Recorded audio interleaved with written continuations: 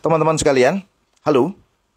Beredar poster terkait kandidat menteri-menteri kabinet pasangan Prabowo Gibran. Perhatian saya agak terganggu dengan adanya nomenklatur baru, yaitu Badan Penerimaan Negara, BPN.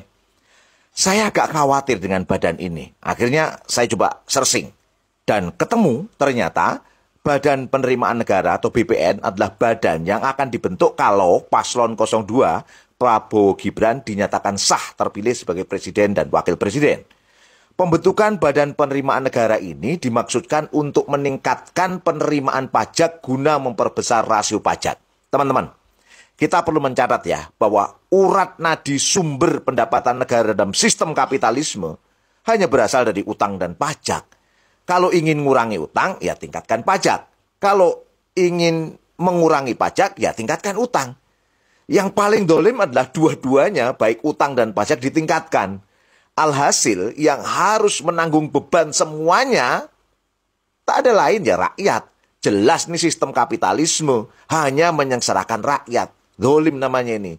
Sampai kapanpun, negara ini akan terus berkutat pada problem yang tidak ada ujung penyelesaian. Yang terjadi hanya semakin rusak. Karena sejatinya sistem kapitalisme ini didesain orang-orang kafir penjajah untuk mencengkeram negeri-negeri muslim. Akankah hal ini diteruskan? Tentu tidak. Solusi tuntas masalah ini tidak lainlah sistem Islam. Dalam Islam, pajak bukanlah penopang utama APBN. Tetapi pajak atau doribah ini hanya jadi alternatif belakangan dan khusus untuk yang mampu.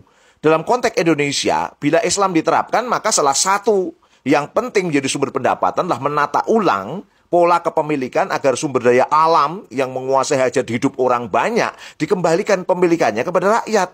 Haram hukumnya menyerahkan kepemilikan umum ini dan pengelolaannya kepada swasta.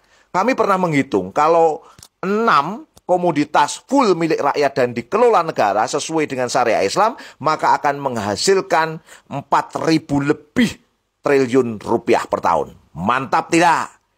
Ini hanya kemaslahatan yang akan muncul bila syariah Islam diterapkan. Tetapi yang paling penting, mengapa kami bersikukuh berjuang untuk menerapkan syariah Islam secara kafah? Tak lain karena ini perintah Allah Subhanahu wa Ta'ala. Dan dalam perintah Allah pasti ada keberkahan.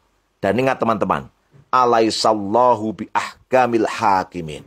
Bukankah Allah adalah sebaik-baik pemberi ketetapan hukum? Oke, sadaqallahul adzim. Gimana teman-teman sekalian? Jos tidak? Pasti jos. Kasih komen. Wassalam.